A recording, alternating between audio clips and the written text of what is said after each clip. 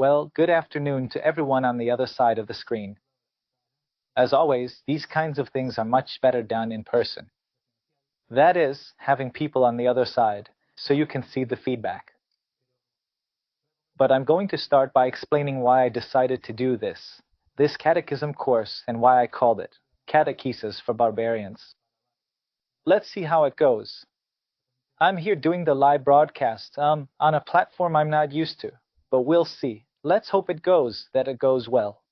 For practical purposes, I hope, God willing, to be able to do, over 30 Thursdays in a row, 30 lessons about catechism, a basic catechism, at around this time. How long will it last? Between 40 minutes and an hour. Maybe, just a heads up in case anyone has something else to do today, maybe today will run a little longer, because I'm going to try to elaborate a bit more in the introduction. And that's why, well, I can't jump straight into the topic. I've wanted to call this catechesis, this catechesis, catechism or catechesis for barbarians, not in a pejorative sense, but rather in an ironic one. But not entirely. If you look, for example, at a famous text, let's see if I can do here what I was trying to do. If you'll allow me, for example, if I may show, what I mean is a famous text by none other than St. Augustine, which is known as Catechesis for the Unlearned. Here we are. You'll probably be able to see it on the screen. A famous work by St. Augustine, where he tries to explain how one should go about catechizing those who do not yet have the Catholic faith, in other words, those he called the unlearned.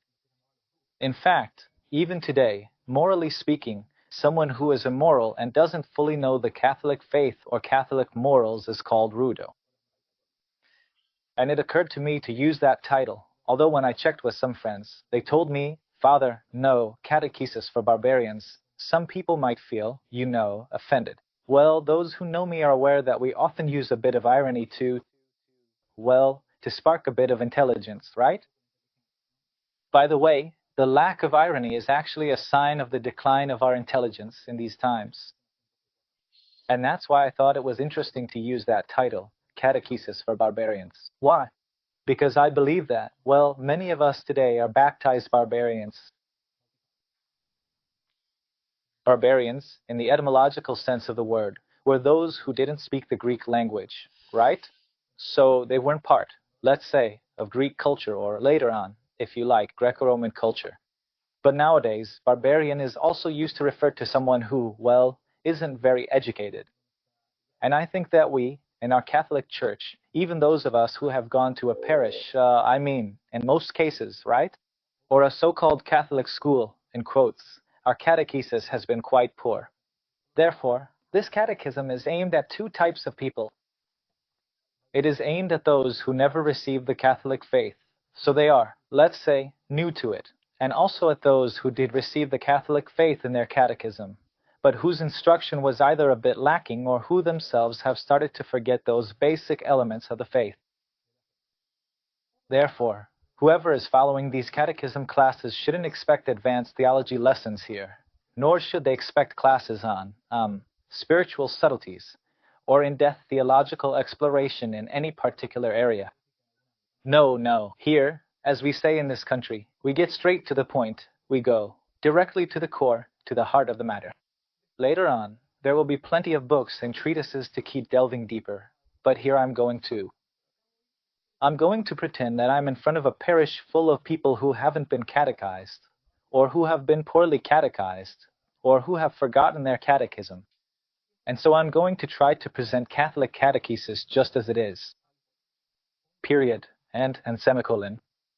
For this topic, for this task, I'm obviously going to try to use the Catechism of the Catholic Church, but mainly, given the times we're in and that time is short, I'm going to use 2 or 3 catechisms, mainly. The first is the Compendium of the Catechism. I'm not going to show a lot of images here. The important thing here is that you listen. I know that many of you, more than watching the internet, listen to the internet. That's why I don't put much effort into the visual part, in this case, for this course. The Compendium of the Catechism by Benedict XVI is very simple. It's very easy to find. You can get it online. It's basically a kind of summary of the essentials from the big catechism from the time of John Paul II. Secondly, the so-called Major Catechism, a major catechism, which was ordered to be published by none other than Pope St. Pius X, the great Pope Sarto, Sarto being his last name, Sarto. The Major Catechism, which is the catechism in a question and answer format. Excellent, really good, very clear. Honestly, it's just brilliant. I'm going to follow that catechism, that catechesis. And finally, there's a catechism that I'll use for some images, whenever I can show an image, which is the famous Baltimore Catechism. Baltimore is a diocese in the United States, and it's a really, really good one. Back in the 50s or 60s of the last century, 20th century, they made a very good catechism with really great images. So that's what we're going to do. That's the plan. Very well. Okay, I see that quite a lot of people are already connected. So after this introduction, honestly, I have to say, I'm completely amazed that there are almost 800 people following the Catechism live and in real time, you know? This doesn't show the brilliance or intelligence of the speaker, but rather, above all, the decline we're living through. Because honestly, the fact that so many people are connected just to hear someone talk about catechism, it's really something. While we're at it, let's take advantage.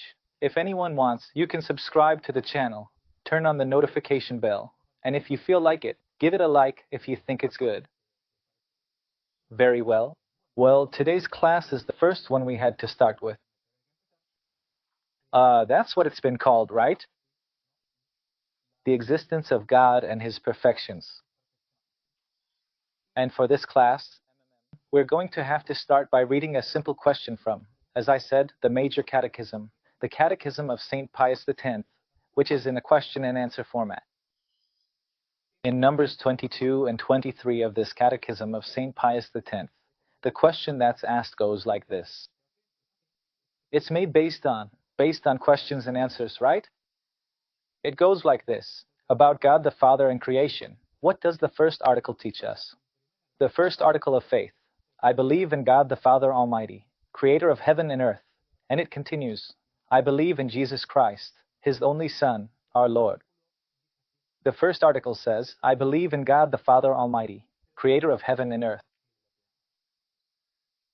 And the Catechism of St. Pius X goes on to say, in the first article of the Creed, it teaches us that there is only one God, who is Almighty, who created heaven and earth and everything contained in heaven and on earth.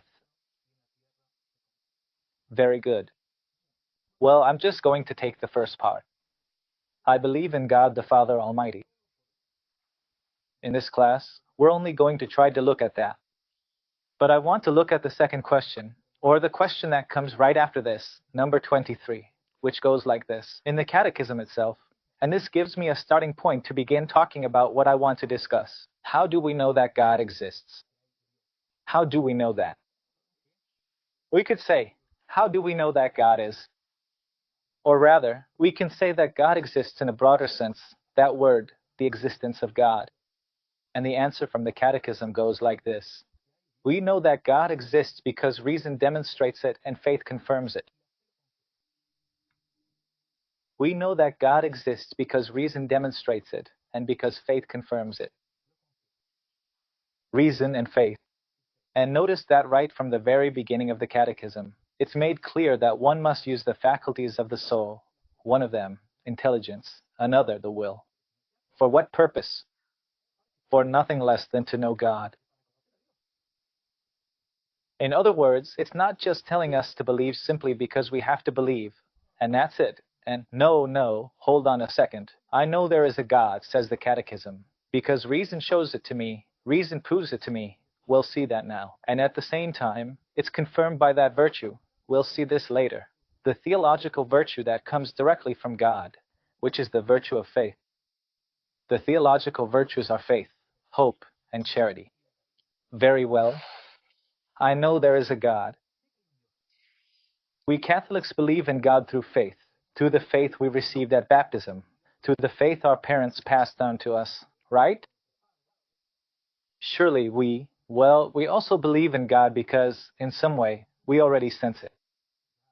A great philosopher named Cicero in Rome said that there may be, let's see, peoples who don't have writing, peoples who don't have, let's say, technology for Cicero's time, who was Roman from the Roman Empire. There may be peoples who don't have a great language, but there is no people, Cicero said, that doesn't have a religion. It's the usual explanation for what man sees and cannot grasp, cannot fully comprehend, right? Well, today we are subjected to a kind of re-education, right?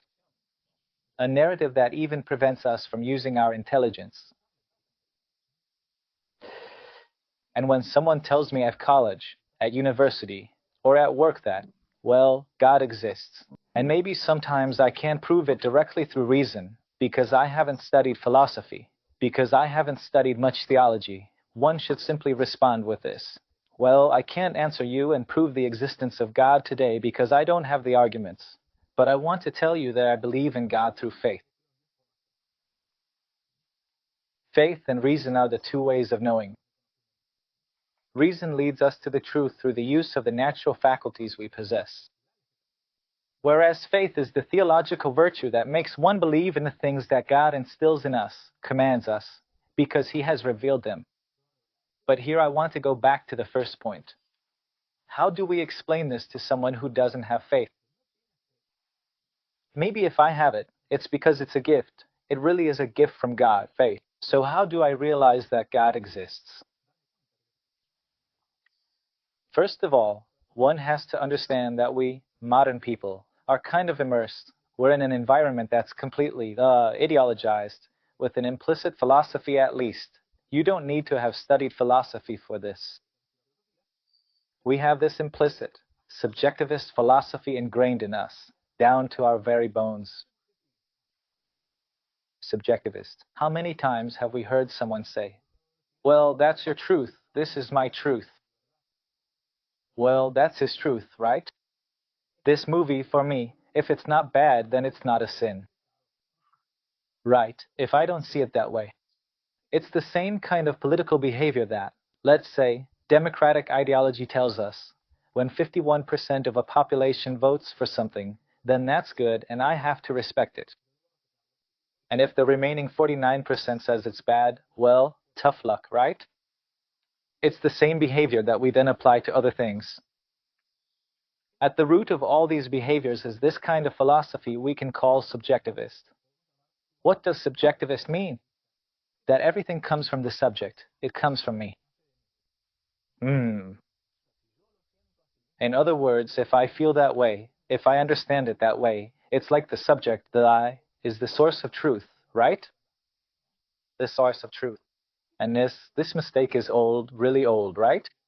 It goes back, if you want. We have to go further back than, I don't know, than the Greeks before Christ, right? Protagoras, a Greek philosopher, right?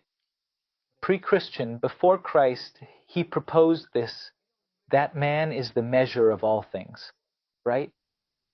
I'm the one who says what's right and what's wrong. I'm the one who says whether it's true or false. All right. In modern times, yes, I'm giving a very simple summary, right? One of the modern philosophers who talked about this topic was a certain, remember, I'm giving a catechism class, not a philosophy class, but it's worth mixing in a few figures. A French figure named René Descartes, it's pronounced René Descartes, back around the year 1600, 1637 or so, proposed that the beginning of thought or the beginning of philosophy starts with a phrase. I think, therefore I am.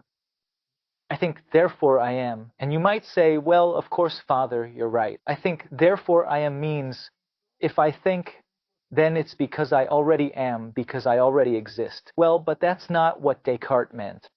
What Descartes meant was that it's because I think about reality in some way that reality exists just as it is.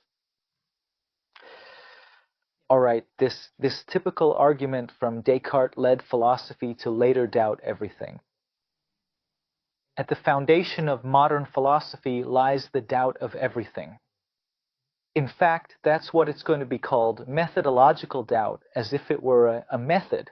I absolutely doubt everything, right? To demonstrate, for example, man's ability to reach the truth, I have to start, says Descartes, with this doubt, this universal doubt, I doubt everything. What is the answer one should come up with to all of this? That Descartes doubt is too broad. Why? Because it isn't reasonable to extend doubt, not even that methodological doubt, to things that are obvious, things that are absolutely evident, right? Water gets things wet. I don't need to doubt whether water gets things wet or not, right? I don't doubt whether 2 plus 2 is 4. That's not up for debate. There are things that are, in fact, debatable, like if I like, say, a black cassock or if I prefer a gray cassock. That's a matter of opinion. It's not something absolute, right? This approach, in turn, is kind of contradictory because it tries to discover self-evident truths by claiming that self-evident truths could actually be wrong. At the same time, this doubt that gets raised in the modern world about everything then doesn't get raised about other things. No one doubts that they themselves exist. No one doubts that I am here right now. At least I don't doubt it, right? That I'm speaking live and in person. No one doubts that if you hit your head, you're going to feel some pain. There are certain things you just can't doubt. And this is what we call evidence. Evidence, right? That's why it's important for the modern person who has this infection, of subjectivism to try to cleanse their soul by reclaiming true knowledge. For example, how does a person know things? How do I know things? I have 5 senses: taste, smell, sight, right, hearing.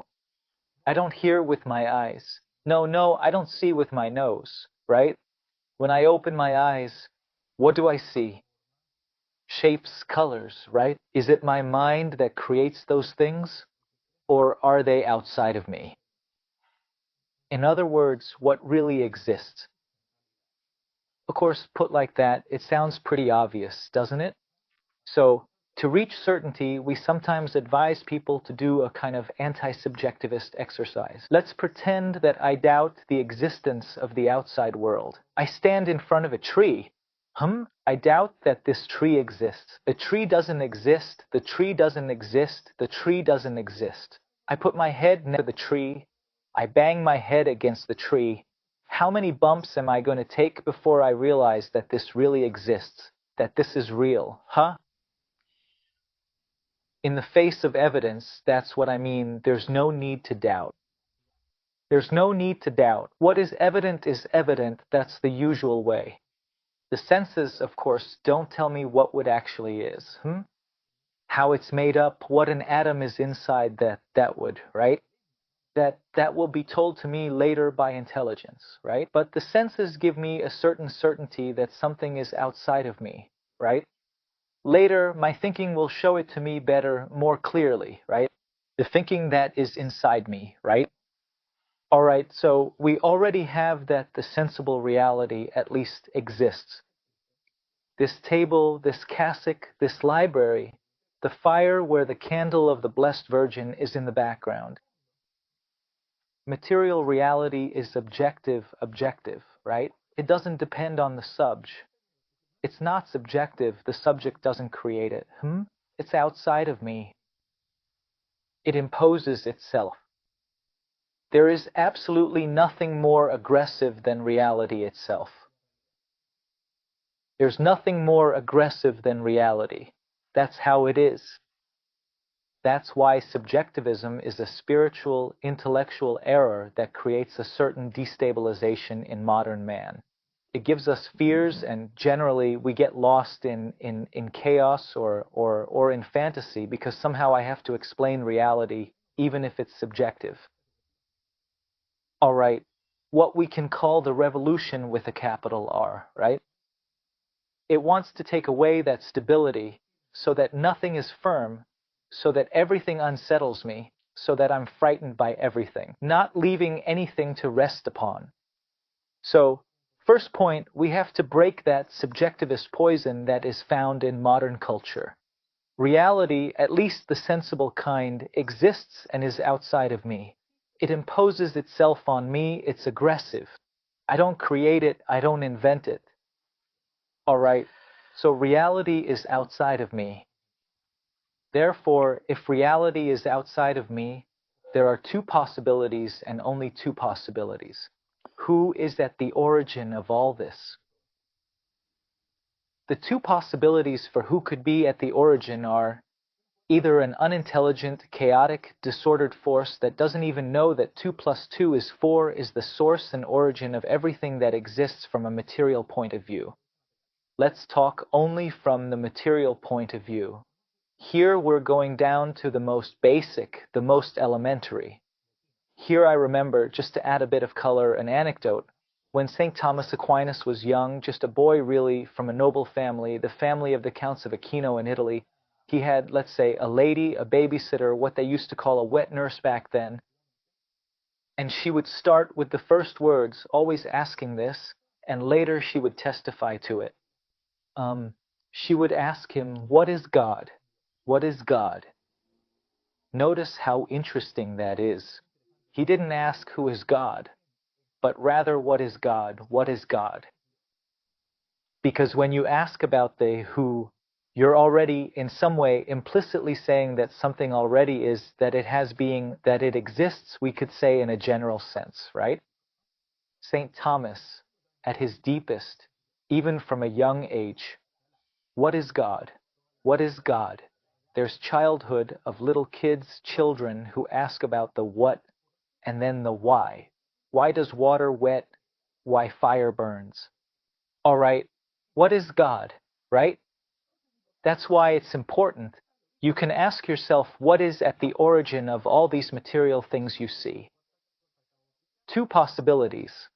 A chaotic force, disorder, pure chance, or an intelligence superior to humans. And why do I say superior to humans? Because humans did not create themselves.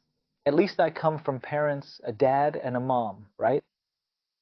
That's why we avoid considering here that it was humans who created perfections, the less natural professions, because not even the Japanese or the Chinese, with all their technology, can make an animal as small and as perfect as a tiny little ant. Allow me here to quote a very beautiful book by a Jesuit priest, now deceased, right? It must be from around the 1940s or 1950s, and he has a little book that you can find on the internet. I think I even have it on the website www.criotellecun.org called To God Through Science. In other words, reaching God through science. So what does this Jesuit do? This thing about geniuses, when Jesuits are good, they are really, really good. They are like they exhaust their species. Each Jesuit exhausts his species, right? Well, what does this Jesuit named Simon do? Simon, Father Simon. He analyzes based on different scientific discoveries of nature, for example. Now I remember one in the air, the perfection of the hexagon of bees, of the honeycomb of bees.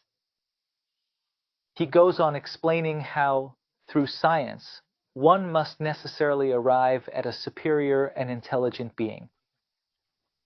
Notice that we're still not even talking about, not about what he's called, or whether he became man or not, or whether he's one and triune. We're talking about what God is. All right, so who is at the origin?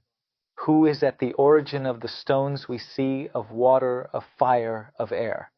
Who is at the origin of that microorganism that's at the bottom of the sea, way down in the ocean in impossible temperatures, impossible for anyone to withstand because of the cold, because of the pressure? Science doesn't even know yet how many species of animals there are. All right. What's more, those things exist even if I don't like it, even if I don't see them, because there are things that now we're starting to reason little by little. There are things I don't see, I don't feel, but just because I don't perceive them doesn't mean they don't exist. Who is at the origin of the cow, the bee, the ant, the horse? All right. And so here you set a principle, you go by a principle. It's a natural principle found in human intelligence. It's very simple. We use this logical principle every time we think, even if we don't say it explicitly. The logical principle goes like this. The empirical proof that intelligence exists is its work. Let's go over it again. The empirical proof, that is something that can be verified, right? What can be verified is that the existence of intelligence is shown by its work. Let's see if this principle is accurate, right? Why do I say this? Because in some texts, for example, Marxist ones, they tell us that if you can't touch something, then it doesn't exist. So, for example, wind doesn't exist, feelings don't exist. I can't touch them, I can't feel them, I can't weigh them. For Marxism, only what is material exists. That's why all of Marxist thought is based on matter, on material things. The only thing that exists for Marx is matter.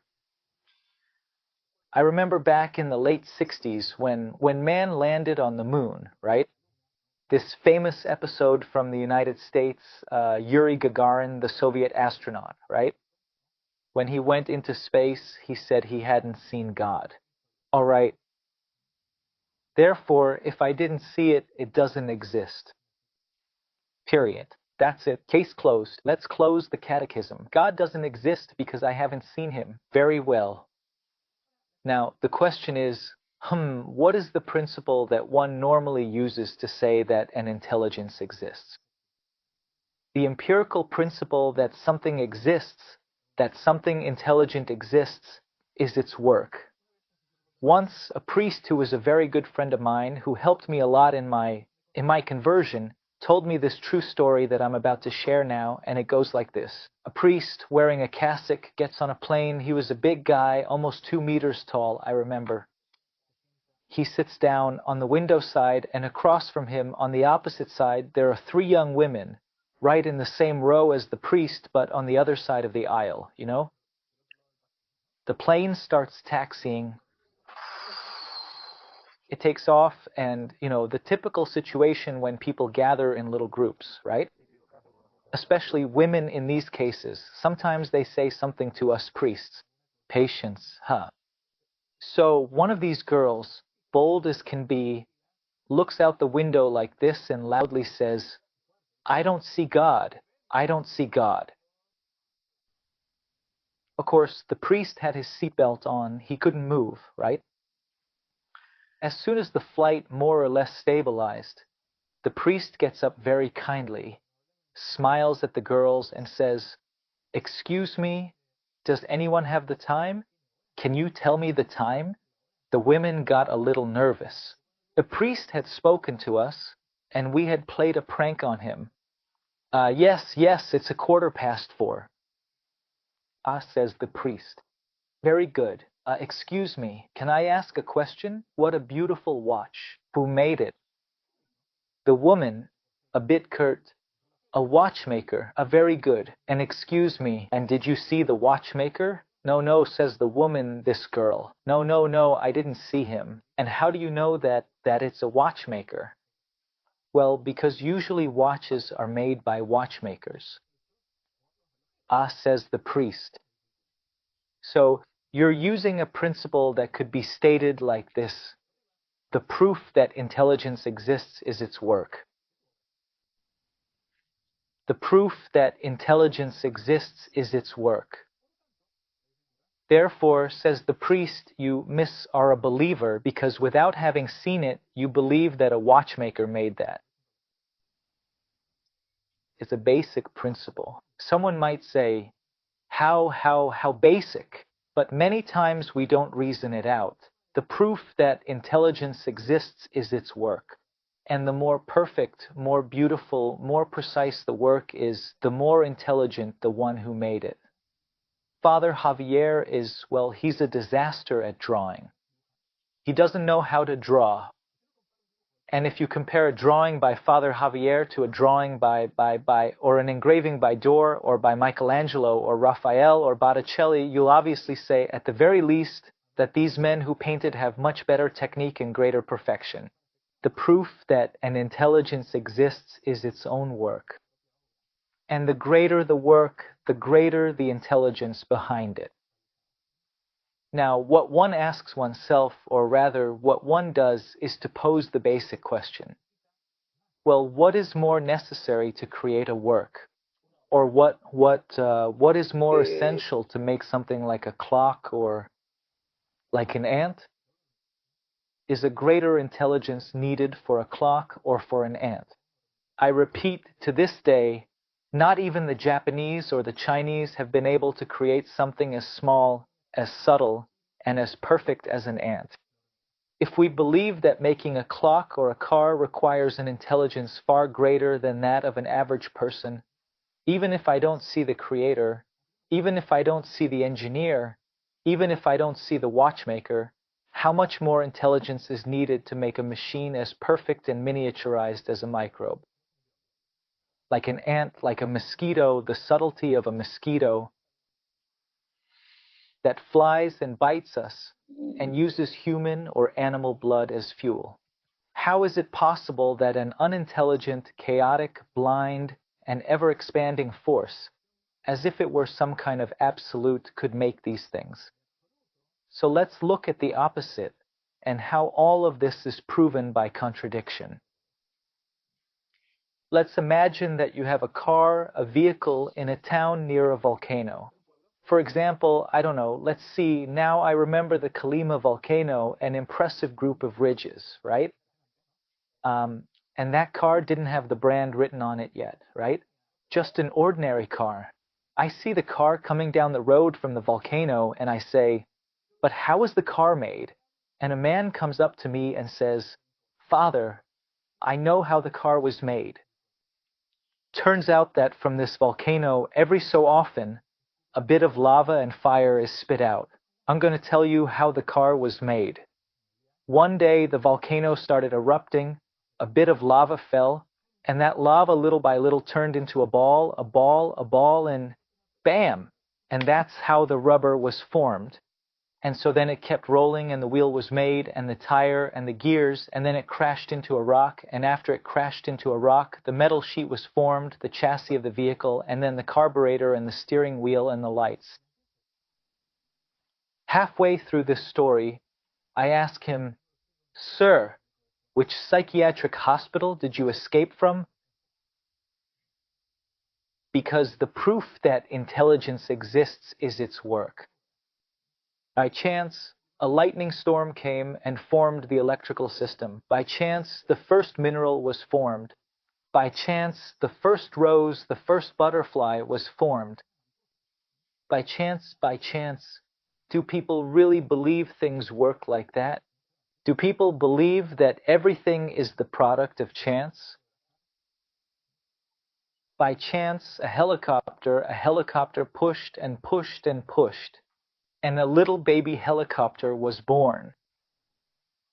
That something even a helicopter can't do, the common Hispanic American hen does it quickly. A little egg, she sits on it, and miraculously, a new animal appears. How is it possible that a blind, unintelligent force could be behind the origin of a machine as perfect as the human being? I say machine in a generic sense, of course. These are just examples, simple examples. We're doing a simple catechesis here, right? Well, when you get to these absurdities, you slowly start to be amazed. And here, it's really worth making the effort. I also suggest, if you want, taking a little break, right? There's a book by another Jesuit priest, actually, who spent many years in China, and this Jesuit is really solid. And he became famous because, being very sound in doctrine, very, very solid in Catholic teaching, he started discovering among the Chinese certain ways of living that in the West, we're talking about the 1950s and 60s, were starting to disappear. A way of living that was much more natural. And he was a missionary in China. I'm talking about Father Narciso Irala. Narciso Irala. He has a very simple little book, very easy to find on the internet. You can get it for free, called Cerebral and Emotional Control. He has a book, a title that's a bit difficult, a bit odd, actually, Cerebral and Emotional Control. And what he does in this book is he guides you from the natural order, you know, moving forward ultimately to the supernatural order. But he mainly bases himself on the very concrete natural order. How one can start to marvel at nature again. How you can gradually let your mind rest from all the things we have spinning around, so many. How little by little you can analyze and realize that from nature you can gradually rise up to God. Mental and Emotional Control. Honestly, it's a really, really good book. I recommend it because it even helps a lot of times for even for relaxing, for learning better, for dedicating yourself to studying, and so on. Just wonderful. And this is objective. Stones are objective, waters are objective, flowers are objective, right? And the proof that there is an intelligence is its work, right? All right, someone might say, but Father, what you're saying isn't scientific, right? Some people say that only after a scientific test will they go and check whether God exists or not. All right, then, let's do the test. Here I have a glass. I'm going to drink some water. Okay? And let's do the probability calculation. Someone could say that everything was made by chance and that all the physical reality that surrounds me was made by luck, right? I'm going to grab the glass with wine, with water. I mean, it's not wine, it's water. Let's say it's empty and I'm going to throw this glass on the floor to break it, and I'll see how many glasses come out after this probability calculation. I do the experiment. How many times? Once, twice, 1,000 times. I break the glass, I break the glass, I break the glass, right? And this would then suggest that maybe out of 1,000,000 chances, something like a tiny glass might appear. Therefore, out of 999,999 chances, the most likely outcome, sorry for the redundancy, is that those things won't appear. Why? Because there's a principle, a second principle. And it's that order does not arise from chaos. Disorder can arise from order. And if not, let's ask a mom who has to tidy up her son's room. But normally, order doesn't just arise from chaos or messiness by mere chance. I mean, we don't even use that principle in our own lives for everyday things. Serve ordinem says a Latin saying, et ordinem servavit. It means, observe order and order will take care of you or serve you. In that probability calculation that from something disordered, that from a volcano spewing lava, the best vehicle in the world, the best Ferrari in the world, is going to come out is just stupid. It's mindless. We don't use those principles for reality. We say the opposite. What was the cause of this beauty? What was the cause of the proof that intelligence exists is its work? And the more perfect that work is, the more perfect its maker is. And then one might say, well, what is that which is at the beginning? If one wanted to be more precise, more philosophical, one could go. But that's not the purpose of these catechism classes. One could go to the proof or the proofs of the existence of God from Aristotle. For example, before Christ, he was a pagan. 4th century before Christ. One could go to the famous ways, the 5 ways of St. Thomas Aquinas, the great St. Thomas, the wisest among the saints and the most saintly among the wise. But we're not doing a class on theology, philosophy, or metaphysics. We could, but that's not the point. We're trying to do a catechism class for barbarians, right? Which is what we are, some baptized, others not. And we have to try, as we said at the beginning in the Catechism, when we read the first question, we have to try to know how to demonstrate the faith. By the way, That's exactly what it says in the book that we'll look at later. We'll see it, which is the Bible. The first letter of the Apostle St. Peter says that we should know how to give reasons for our hope. Look how interesting that is, right? The first pope in the world in history, St. Peter, no less, tells us that we have to know how to give reasons, that we have to apply our minds to the revealed truth, right? To what God has revealed. We're starting now with the basics. We have a subjectivist mindset, so we need to break away from that way of thinking. I'm not the one who creates reality. Reality imposes itself on me. The tree trunk hits me, hurts me. Reality imposes itself on me. I don't create it with my intelligence. I don't create it. I might understand it differently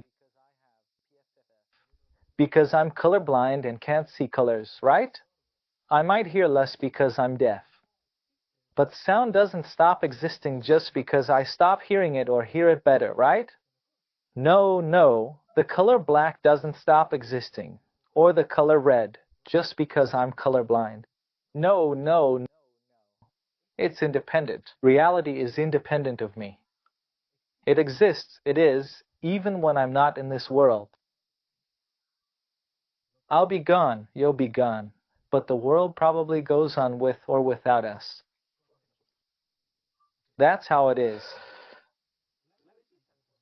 The beauty, then, of what we can call creation, of objective reality, reflects that there must be something behind it that's much more perfect than I am, because I didn't make this.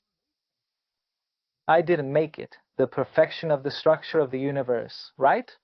Shows, then, the existence of a maker, of an artisan. And this is quite, put it today, but quite simple. But it works. This principle works well. The more beautiful a work is, the more beautiful it is, the greater or more beauty its creator must have. A technician, when inventing a machine, only worries about whether it works, right? Many times, they don't care if it's ugly or pretty. Only when it's going to be sold do they paint it, right? They'll make it as aesthetically appealing as possible, as elegant as it can be. That's why, if nature were the result of a very long evolution made up of random chances, by coincidence, like a volcano, right? Like a broken glass, then it wouldn't have even cared about this beauty. This beauty isn't absolutely essential either. But it turns out that the intelligence, that made these things, which man didn't make, not only made sure they work, but even made them beautiful. And that's why one can gradually start to look at what we call the attributes or perfections of what we call God. And here we get to the point. That intelligence that is outside of me, that is better than me, that is objectively something. What is God, as St. Thomas said? What is something? What is that? It must have attributes, just like PFFF. A plant has attributes. It has perfections. A perfection of the plant is its color, right? A perfection of the human being is being alive, right? A living human being is more perfect than a dead human being, to the point that when a human being is no longer alive, we don't call them a human being anymore. We use a very strong phrase, or a very strong word, which is corpse. A word that the Romans, who weren't very romantic, invented, which means caro de vermibus, flesh given to the worms. That's what a corpse is. Caedaver, caro de vermibus. Well, anyway, the Romans weren't very romantic. But if that intelligence exists, then, if it's outside of me, I don't create it, I don't invent it. It must have perfections and attributes. And one of these attributes, which one can arrive at from a purely rational point of view, is that it is the cause of things. And since it is the cause of things, it possesses the perfections of the rest of things to the highest degree.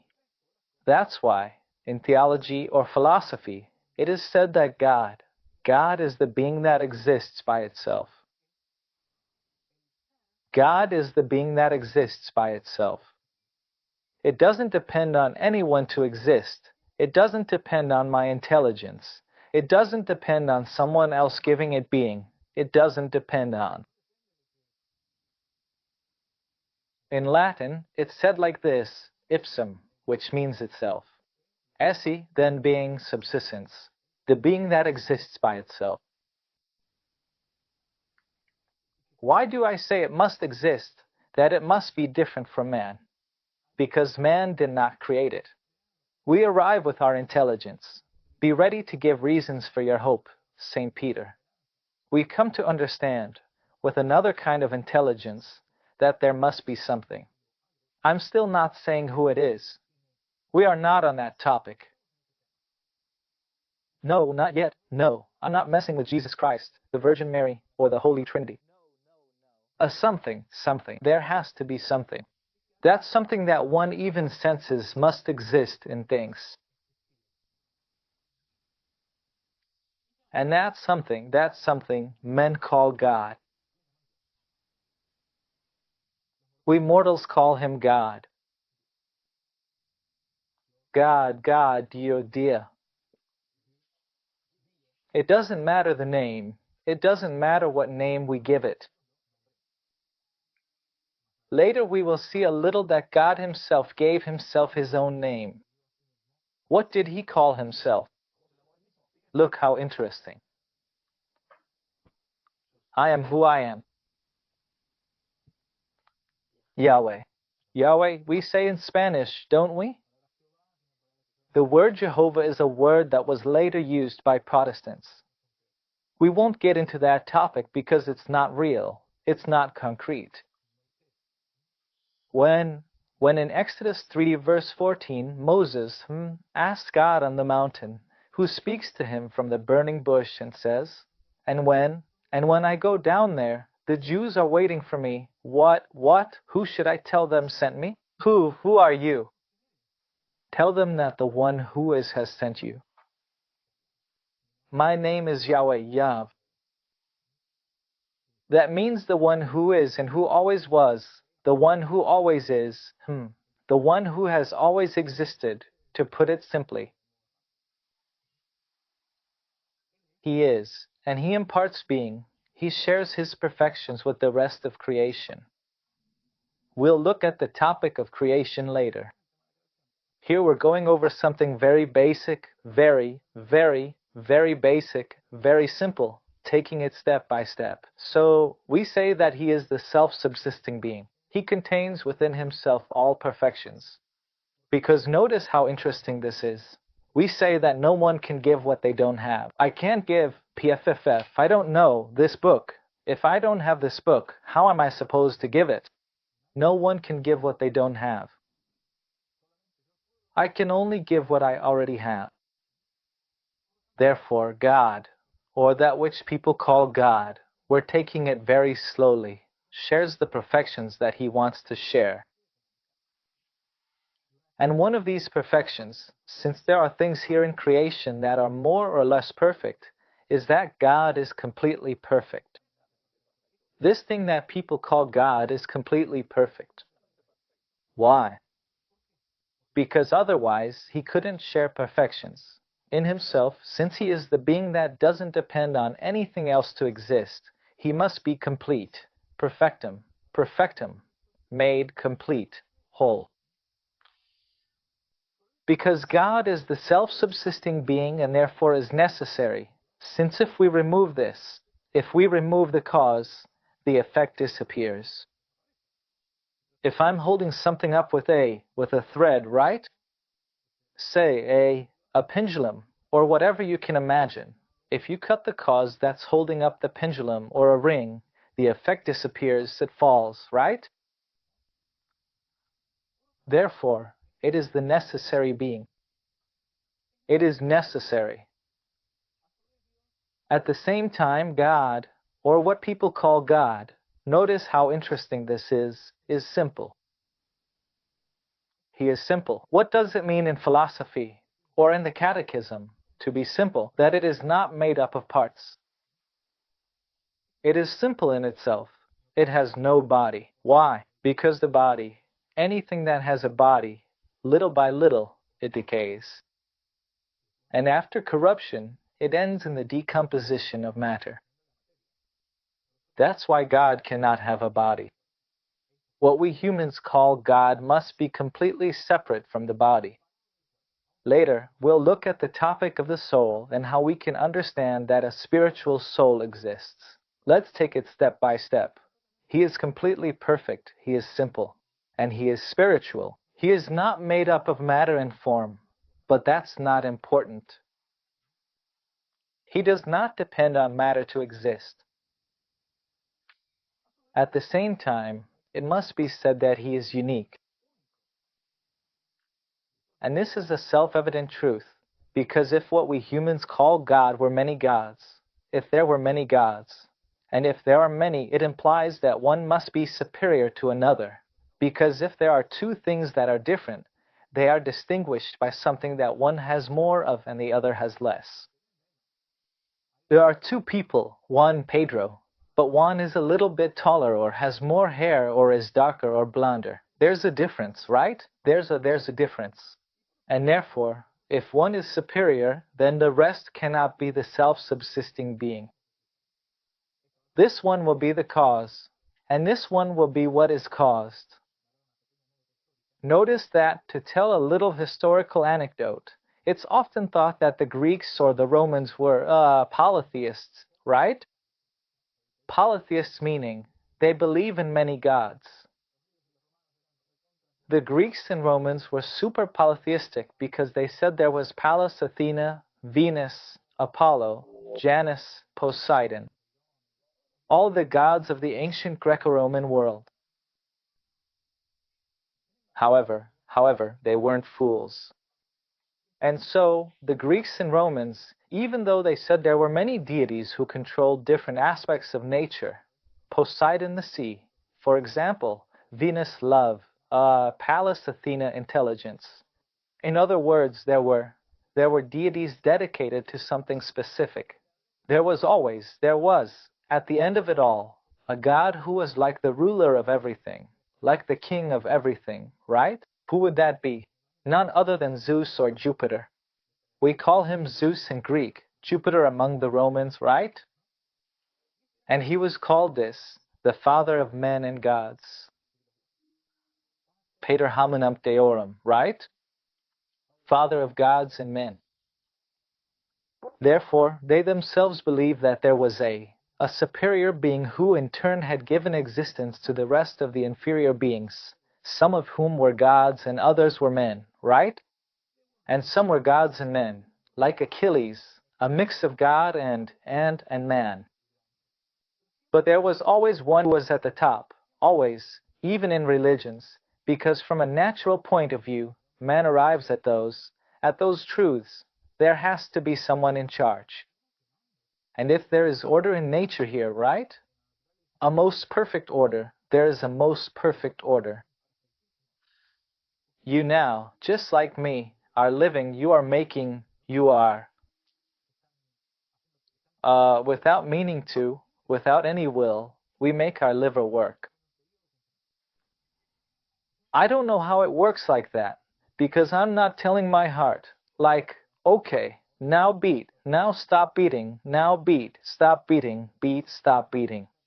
These are internal organic functions that I neither control nor understand. Not even the most important doctor in the world knows, even today, the tiniest little thing that exists inside the human body. That perfection, that order that exists in what we'll call creation, we'll look at this in another class, implies that there must be order in the preceding cause. Every proof that intelligence exists is its work. And so, the more perfect the work is, the more perfect the intelligence must be. This leads us, then, to the idea that besides God being a self-subsisting being, he is also a being who has will, that is, who wants, who desires to act, who wills himself, who desires other things as well. We'll look later at what this will is like, if we can. and the one who rises to create, since he is not conditioned by anything, created me out of total and free will. Out of total and free will, for example, he made me a Christian. It's a gift that we often don't appreciate. God made me a Christian. He didn't have me born, perhaps, in a Buddhist country, in a Muslim country, in a country.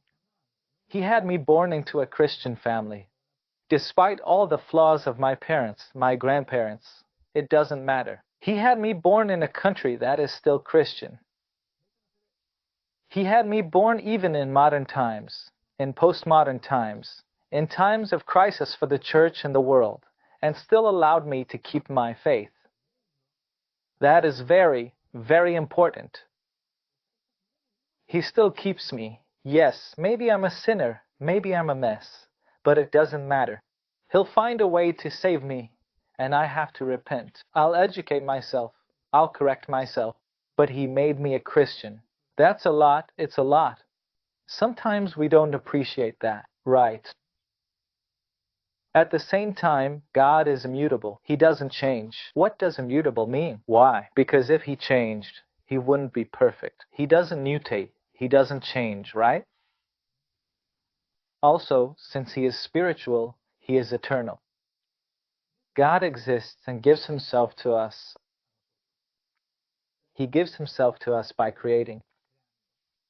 Later, he will give himself to us by redeeming us through redemption. We'll look at all of this topic later. Okay, we had said that we were going to try to make the first class as simple as possible for those who are just starting to watch. There's a number I can't believe. There are like 1,500 people connected. Let's take this opportunity, if you agree, to ask you to subscribe, to give a like to the video as well, and to share it, because that's also a way to help this keep growing. I'll repeat what we're going to try to do starting this Thursday. Today, 30 different classes about a catech, a simple catechesis, what we call a catechesis for beginners, for people who don't have a strong background or who had it at some point but it got a bit distorted, or who have forgotten it.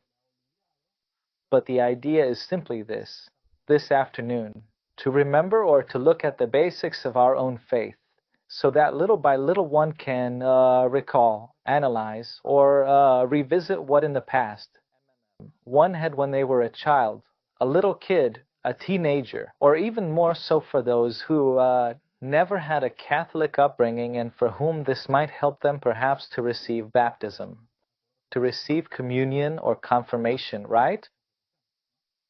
Of course, I would love for this to be a parish, for there to be, like now, 1,600 parishioners here, right?